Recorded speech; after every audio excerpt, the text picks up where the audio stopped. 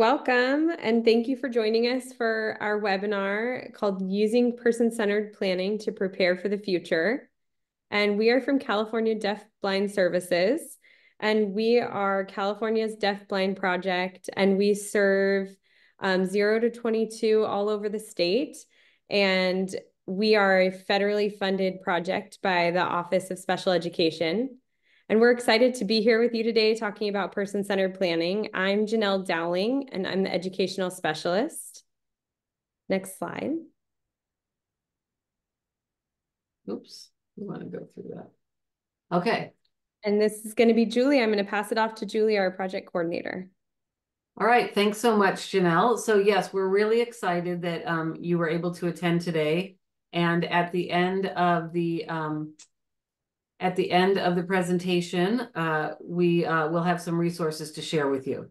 So on this slide, there's a picture. I'm not sure if you know where this is, but this is the center of Paris. That's the l'Arc de Triomphe, where a lot of activities were happening this summer during the Paris Olympics. And what you see there around the circle it's like a spoked wheel. And all of those are different boulevards and avenues going lots of different places.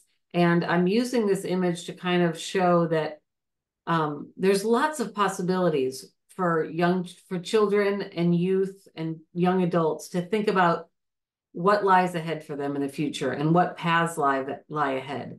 So this is the idea that there's lots of different avenues and paths that we can follow in our life in terms of what we do after high school, whether it's continuing education or work or community volunteerism or social fun things, what our living situations look like. So I want you to keep this in mind and really think about how can we create this experience for more learners who are deafblind, especially those who might have additional disabilities? How can we help them to recognize all these different possibilities and paths that lie there in their future? So the next thing I'd like you to think about is to think about teenagers and young adults and how do they prepare for adulthood. And it might help to even think back to your own youth or think back to young adults that you know now. But there's lots of things that we do to help teenagers prepare for adulthood, help them take on more responsibilities and recognize what's possible in their future. So one thing that helps them prepare for adulthood is just having connections at school, having good, solid connections, being part of groups, having friendships, both in school and in the community. Because through those experiences and being around other people, they learn about things that the future holds. Other ways that they prepare are having actual work experiences, whether that's a paid job in the summer or after school, or if it's volunteer experiences, but getting to try a lot of different things. This is going to give them ideas, a taste of what might be an interesting career path or a work concentration for them.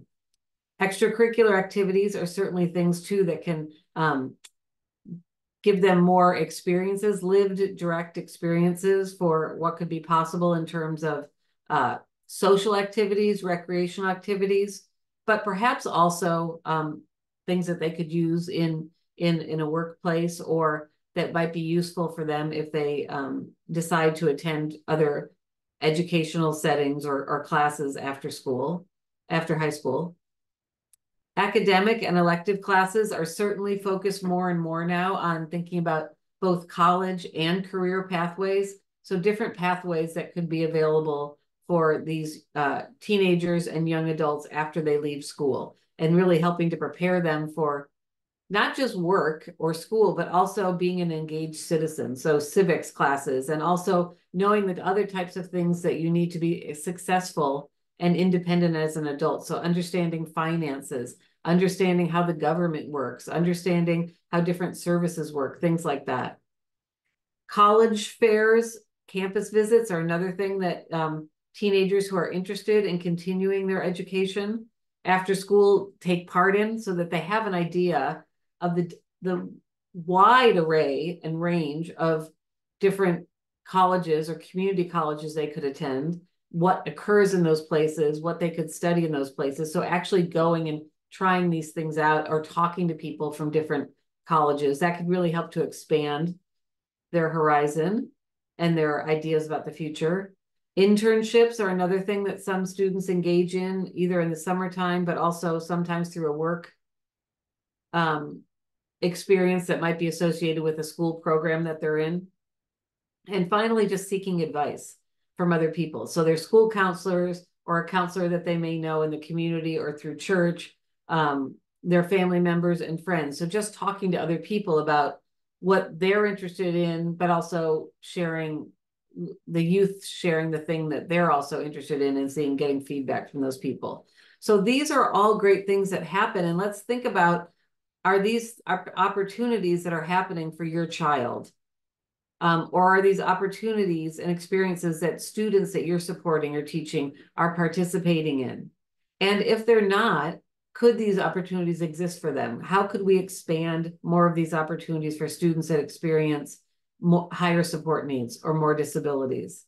And I think that can be done, and I've seen it done, but it really has to be done through intentional planning. So that's why we're here to talk about person-centered planning today. So person-centered planning supports a number of different things. And 3 things I want to set out is first, that it helps the student and their family and close friends, so people that are meaningful to them, get together and start to develop a vision. So think back to the image I showed you of the L'Arc de Triomphe and all the different pathways, and how can students recognize that there's a lot of different paths they can take, and they could go down one path and then decide to veer off to something else. So how can we develop that big vision? The next piece after the vision is setting a goal for how you're going to achieve that. So person-centered planning, this approach also supports the student and the family and friends and other people that are close to them to help them set the goals that are going to help them move towards that vision that they want for their life. And it's going to be based on what the student is demonstrating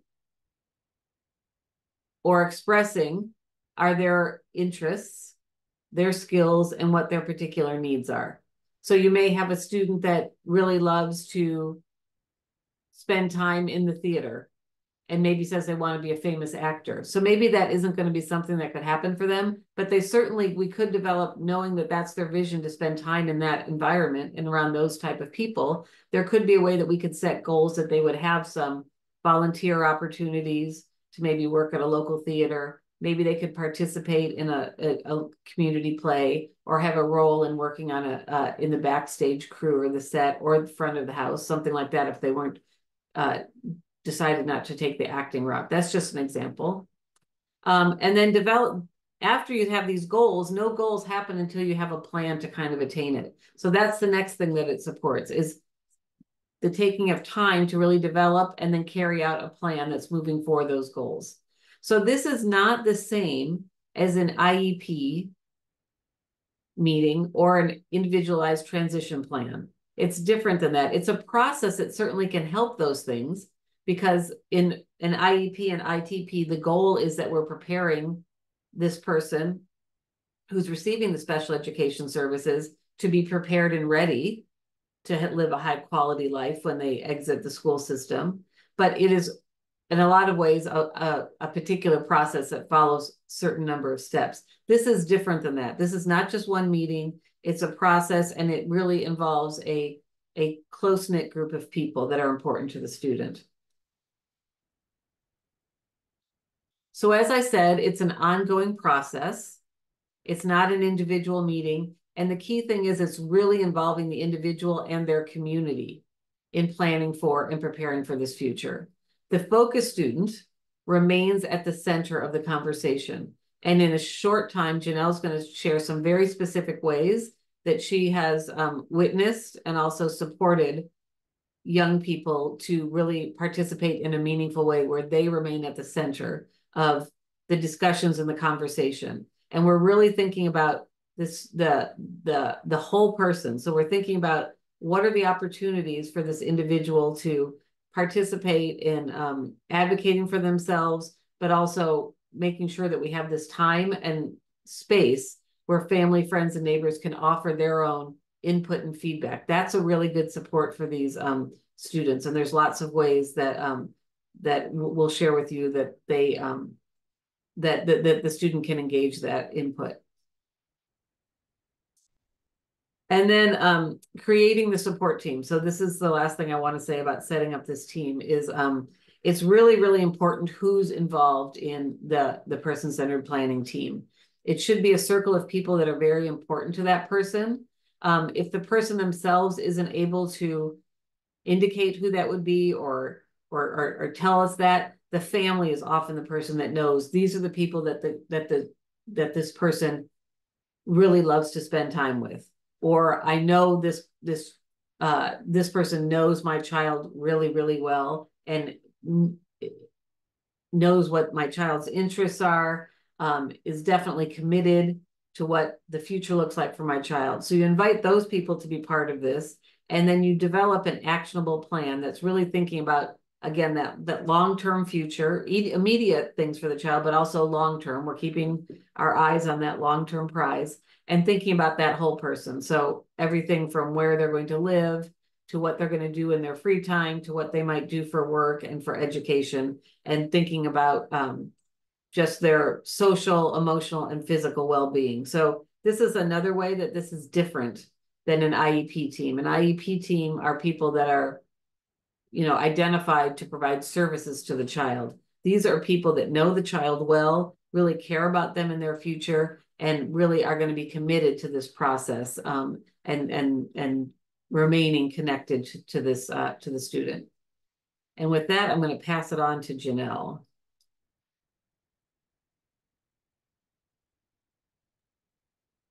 Thank you, Julie.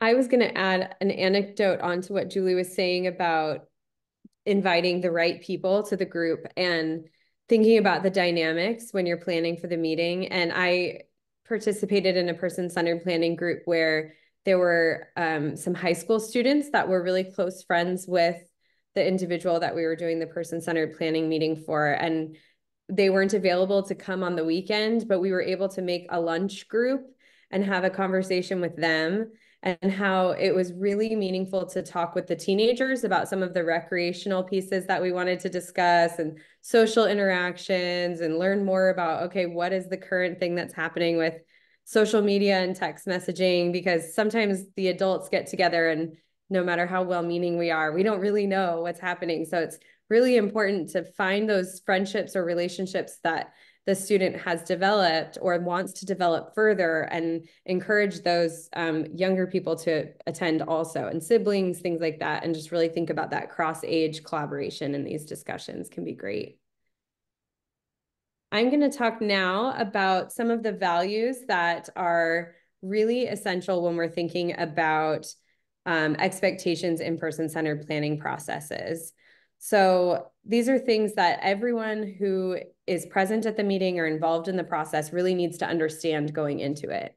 So supporting the student's voice and choices is huge. It's really important to make sure, like it is in the title, that the person is at the center.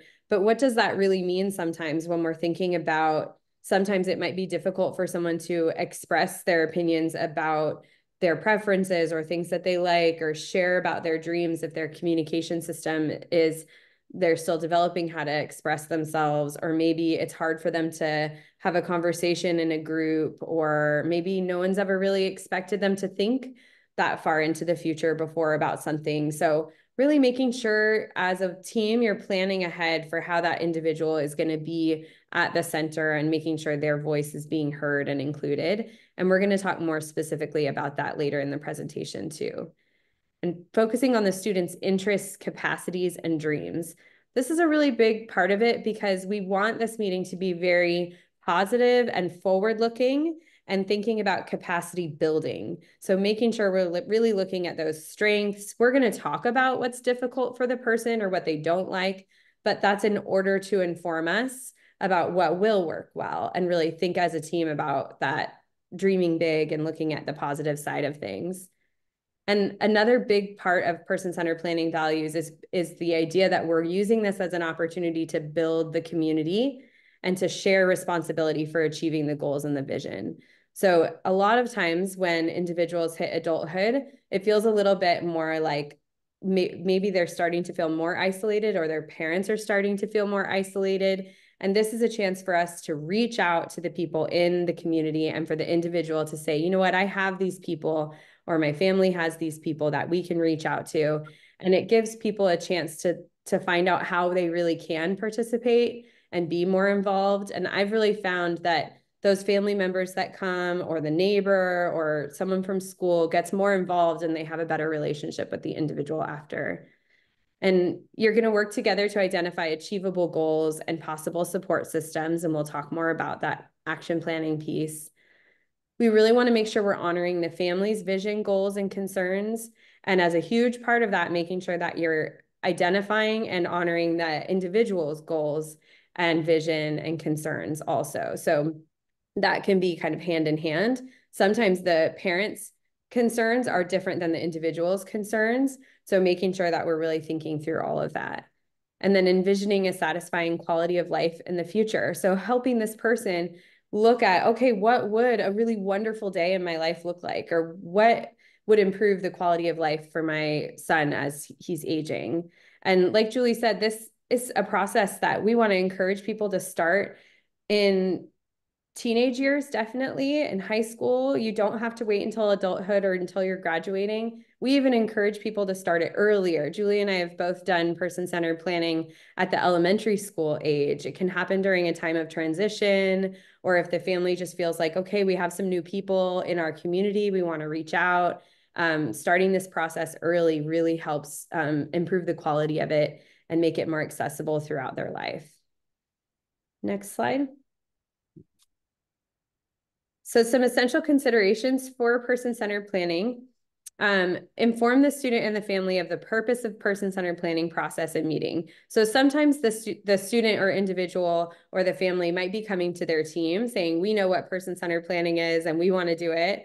But other times it may be someone on their educational team, or someone who knows them from a community recreational program who's saying maybe person-centered planning would be good.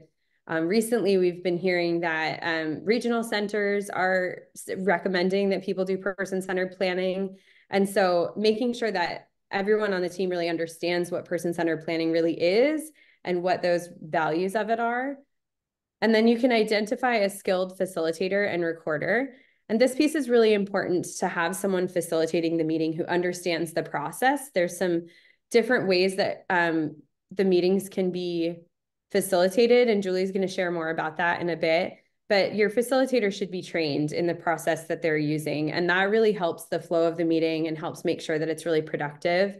And there's also a recorder. Sometimes the facilitator will play both roles, but sometimes there's two separate people recording, and that person's taking notes. Oftentimes there's like really cool looking charts or poster papers with all kinds of different drawings and notes, and the person is really recording the meeting as you go. Recently, there's been a shift in a lot of them that I'm going to, where some of them are remote, where people are joining over Zoom. So we're using slideshows, or the person's taking notes and sharing it later.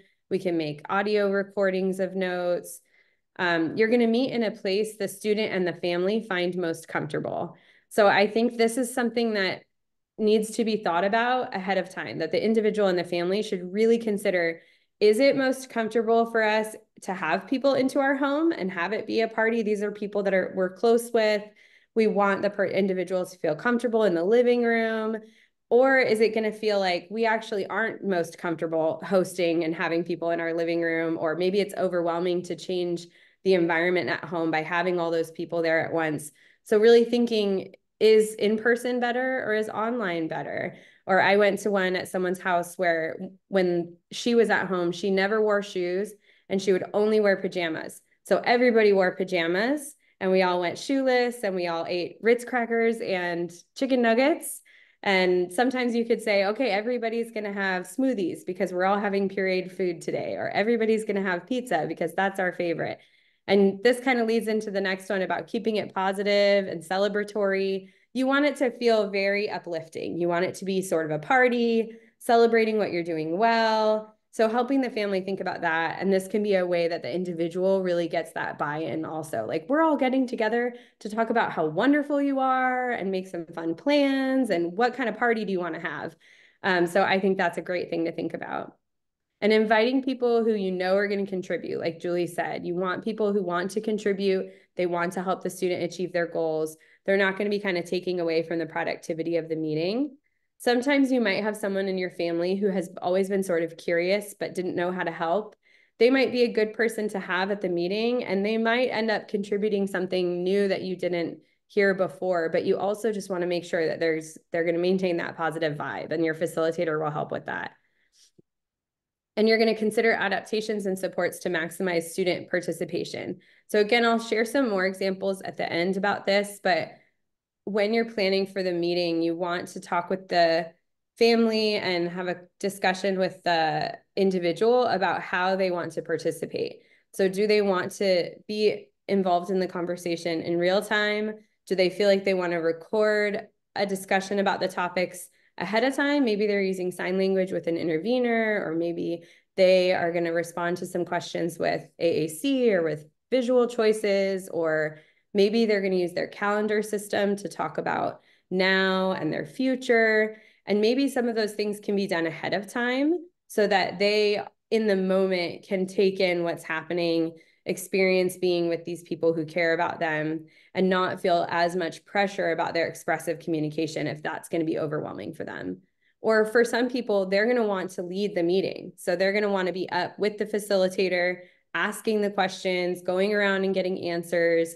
I have a student who writes a script for this facilitator ahead of time, and then our meeting is over Zoom, and so I'm reading a script that was written by her in advance.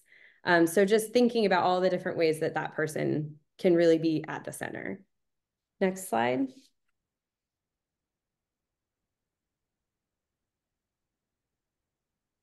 So the typical steps for a meeting, I've already talked about some of these. And I did put the link to the slides in the chat if you wanted to have these available for yourself. And the steps might vary depending on which process someone's doing or how a facilitator typically does it. But these are the steps that Julie and I have both used in the past, where it's really important to have a pre-meeting with the focus person and their parents or guardians or their close family to make sure that you're discussing, like we said, that process, the format, the style, really thinking through the invitations. And then they'll send an invitation. Sometimes it's an evite or a text message. They could make an invitation themselves and send it out. And I recommend sending a list of the prompts and questions in advance to the people who are invited, because it gives people more context for what kind of meeting they're being invited to. And it gives them a chance to think through some of their responses ahead of time. So I think that's a really good way to handle that. And the next slide. So for some people, it's helpful for them to meet with the facilitator in advance to develop their own thoughts on the topics, like I said. And they may decide, okay, I have my ideas and I'm going to share them in person in the meeting. Or they may say, okay, I have my ideas. Can the facilitator share what I said? Or can my sister share what I said? As a facilitator, if I'm sharing ahead of time, I'll typically put it in the notes posters in a different color, or I'll put an asterisk and you just kind of have it there ahead of time. And then I'll bring everyone's attention to it so that we're starting with that person's thoughts if we can.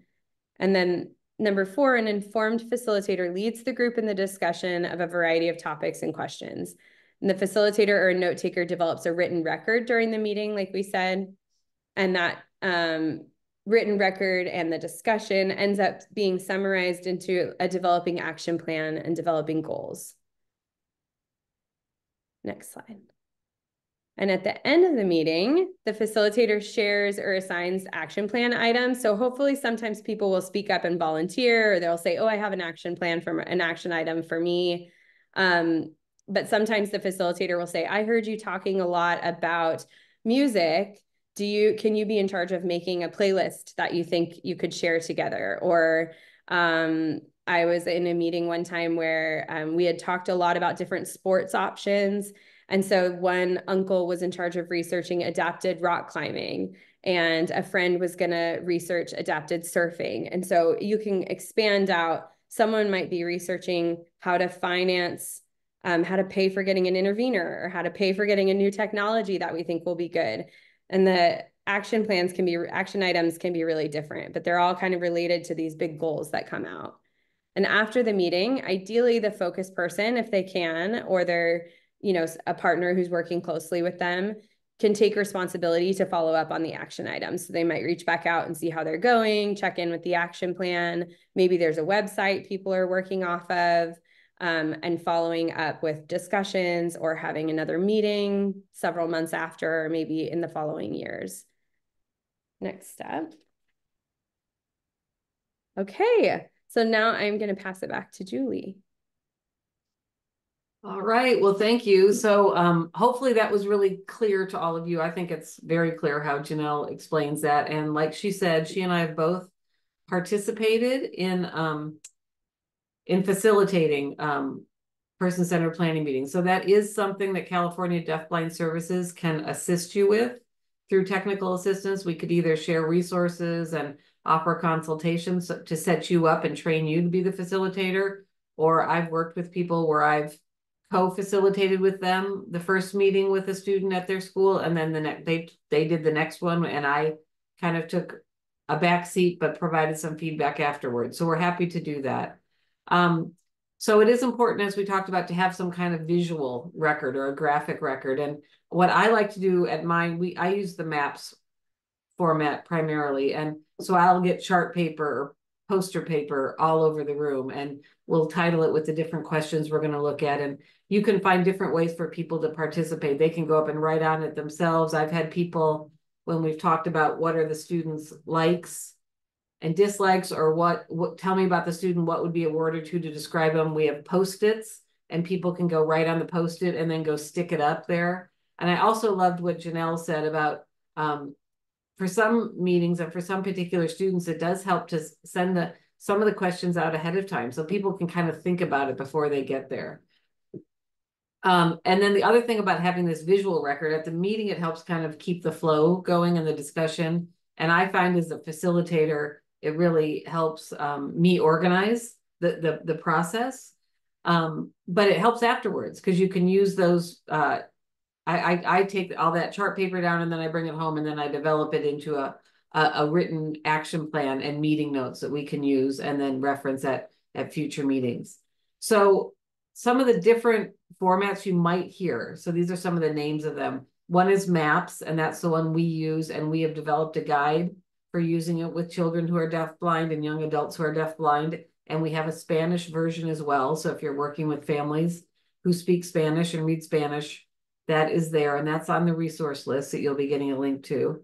And then PATH is another one, and in that resource list, there's a nice slide presentation where Janelle kind of talks about PATH as a slightly different order of things that you do compared to the MAPS, but it's still person-centered planning. And then personal futures planning is another one. So these are all just the names for the way that the process is led, but all of them have the same person-centered planning values and follow a similar format in terms of prep, the actual meeting, and then the follow-up. So here's the MAPS components. And like I said, we're going to provide you with a link to modules that you can do that detail the process of being a facilitator, and then provide you with the questions and some more guiding questions that you can add, and then shows you an example. But essentially what you do is you try to find out the history of the person. And this is really important because it's good to know what their past experiences have been when we're, again, looking toward the future and when we're imagining what could be possible. And I find that this is a part that's really important for the family. The family really wants people to know what their child has achieved and celebrate that, but they also want to talk about some of the difficulties and some of the setbacks that maybe the child had, some of the barriers they came up against and how they overcame some of those. They also love to talk about like the firsts, like the first time the child finally walked, or the first vacation they took to Disneyland, something like that. And I find this the focus student usually loves this part too. They love to either participate in it, and this is a great, easy place to prepare them ahead of time, the things that they're going to share. But also they love hearing people talk about what they were like when they were little, I find. Then the other components are, what are the dreams and hopes for this student? So that's where you're kind of looking big and envisioning what's out there for the future. And then what equally important, but difficult part of the meeting is, what are the nightmares and fears? And this is important to talk about this part, because this is what helps you avoid those things happening. And I don't necessarily do these two questions right after the history. I typically go down to, who is this person and what are their strengths and interests, and have people describe them in a word or in a sentence. And then what does the person like to do? And what are the things that they enjoy doing? What are the things they do at school that they do all the time? Same thing at home, in the community. So what are the things that they like to do? These two things are super helpful in terms of thinking about what would be the ideal conditions for employment for this person, or for a volunteer job, or if they were going to go to take college classes, what would be the types of things we were looking at? Because if we're looking at things that they are already interested in, or things that they're good at, it's more likely it's going to be a good match. Oftentimes you'll see that these things then really connect well with what the person's dreams are and hopes, and what their family's dreams and hopes are. And then again, the nightmares will kind of identify things that are usually the opposite of these types of things. But we want to know what those things are, because the nightmares and fears also connects to this question about, what does the student need? So lots of times, you know, a common nightmare that comes up when I've led these is that the person is going to be lonely and not have friends. I mean, and I think all of us, that's a fear all of us have, and have had probably our whole lives, and we still think about it as adults. So what would that person need for that not to occur? Like, so probably being more connected in their community, identifying what would be particular classes or groups they could join, making sure they're at a work site that matches their social interaction style. Lots of times health fears and fears about finances, and who's gonna maybe support the child if they live longer than the parents. All these things are natural, understandable nightmares and fears, but they're things, if we talk about it, we can then talk about what are the things we want to make sure we get in place. So this is a really rich discussion that happens with these questions and the other ones that are included in the manual. But and it takes about 2 hours, I would say, this part of the discussion. So I do tell people that too. This is not going to be a quick hour-long meeting. You're going to at least set aside 2 hours. And I like to set it aside a little longer, so then you have time to really think about an action plan and have people decide who wants to be responsible for different things, or support the individual in that action plan. And this takes another 30 to 60 minutes to develop if you're doing it without rushing. So next, what I wanted to do is show you an example. This was an example that I was given permission by the young man and his family to show, and I've changed his name. And I'm going to make it a slightly bigger for you. Let's see, or I'm going to move this toolbar so it's just see the whole thing. Oh, no, that didn't do it. Shoot, that's not what I wanted to do. Let's go back. All right. Oh, here, I just want to do that to get rid of it, maybe. No, I don't want to do that either. Oh, I know what that did. That's the accessible version. Okay. Sorry. All right, I'm back. So this is an example of Sam's record. And here you see up in the top part is Sam's history. This was longer than a page in the real notes, but I didn't share that here because there's personal stuff there. But so in terms of confidentiality, I didn't list his, but what you put in there are important events, people, transitions in his life. And there's a graphic image here of someone with a map that's got points on it and a bullseye. And he's pulling he's got a backpack on, and he's pulling a rolling suitcase. So he's ready to move on. So he's got a target in sight. And then the next one is, who is Sam and what are his strengths? And there's a graphic image of a person that's wearing a cape, and there's a lot of different graphic images above him, like light bulbs, clocks, lists, puzzle pieces. So let's talk about Sam and his strengths. And this was the fun part. This is where people were writing on Post-its and coming and sticking stuff up. And so we spent time doing that and then looking through and reading them. Sam loved this part, and you can be, you have a link to look at this yourself, so I'm not going to read through it for you. But as you can see, there's lots of great things that stick out. And what you can see is they're all positive. Even things like being resilient in solving puzzles, when what his mother meant is that he finds the weakest link and exploits it because he knows how to like hack into other people's iPhones to like download things or to get rid of apps and things like that. So he's very savvy with technology. And I think this was one of his brothers that mentioned that he was brave. And next we just have a thumbs up and a thumbs down to talk about the likes and dislikes. And so as you can see, this would be something that would be super helpful in terms of thinking about what do we want for him for the community engagement or connections? What would be potential jobs that would be appropriate work sites for him? What might be skills that he has that he could use in classes or things like that? And then on this side, you see things that you'd want to avoid. So these are often the things that he doesn't like would be things that would be part of being part of the fear and the nightmare. But these are important things for people to know about when they're making plans. Next is his future, the dream for the future. It just says dream big in the big graphic and multicolored letters. But they've got big dreams, this family and this young man. He wants to live independently, but with some adult support. His brothers are worried about being responsible for day-to-day support, but they want to visit him. That's part of the dream, is that they live in the same, he lives in the same community, that he has some financial understanding and knows how to use money. And then a job where there's social opportunities and where he can move around, because we know he likes those things, and maybe using technology and mapping. He really is interested in maps. He also likes taking pictures. So his dad thought a dream job might be being a paparazzi. And then he shared that he likes doing cleaning and working at Tony's. Those are his current and past jobs, which might tell you that maybe we want to think about giving him more opportunities of different types of jobs so he can see that there's a wide range. And it goes on, but and then finally being known in his community and seeing regular people. So being part of the community.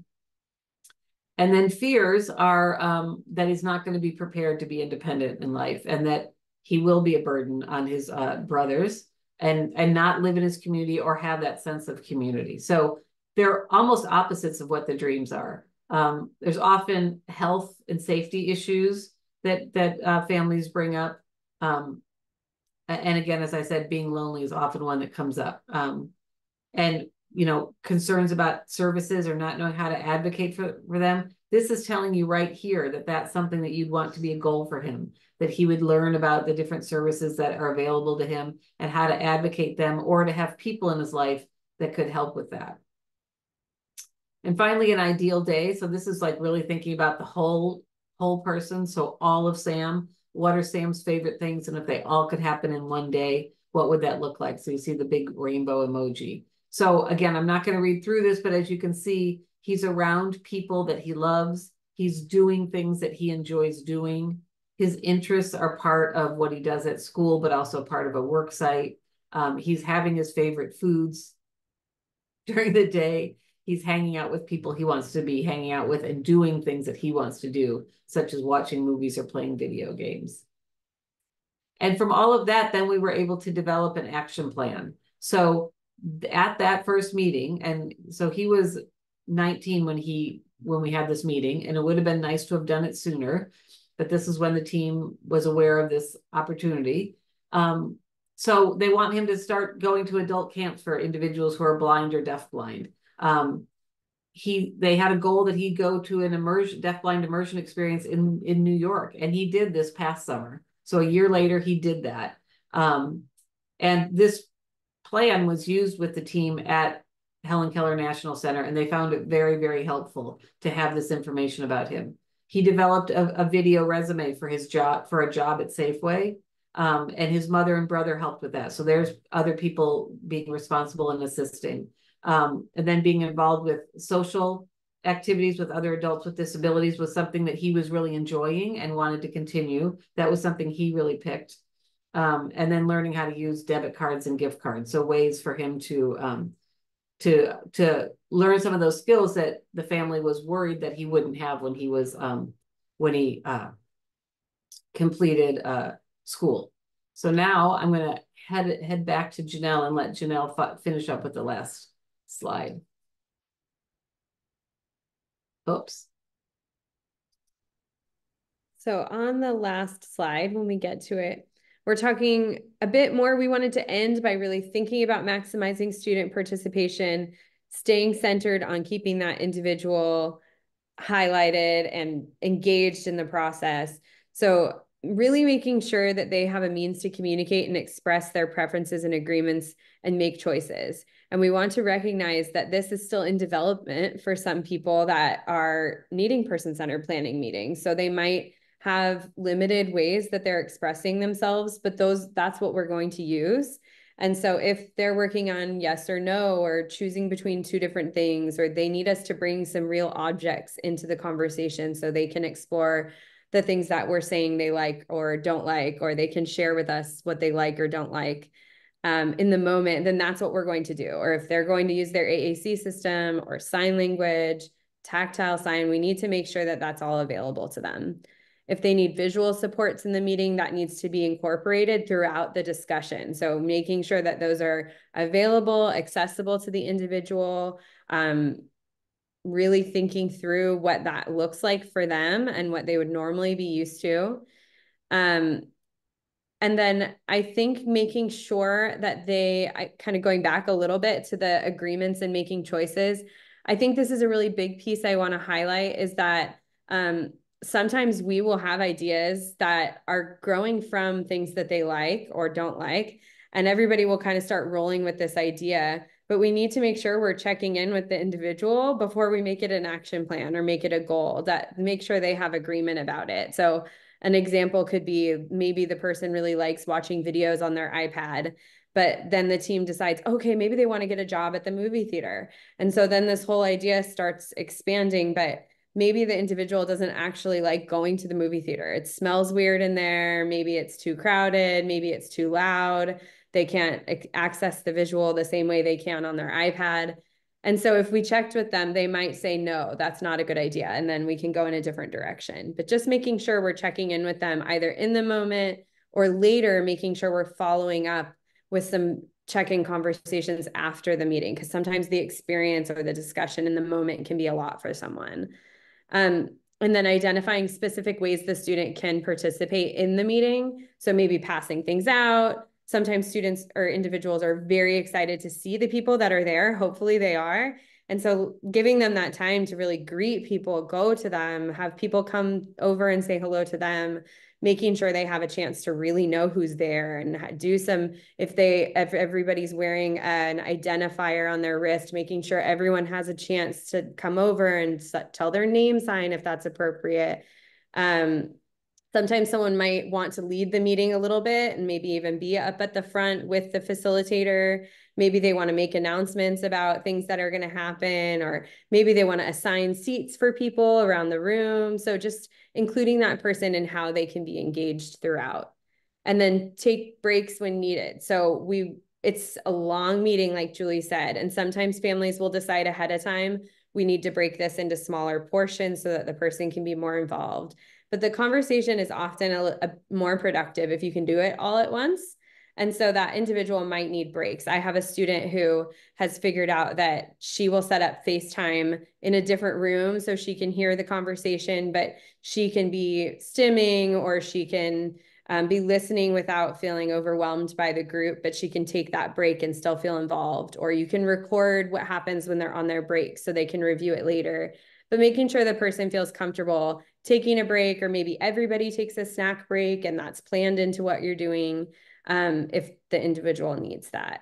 So just another reminder to make sure that everything is happening with that person at the center, and we're always thinking about how they're involved. Thank you so much for joining us.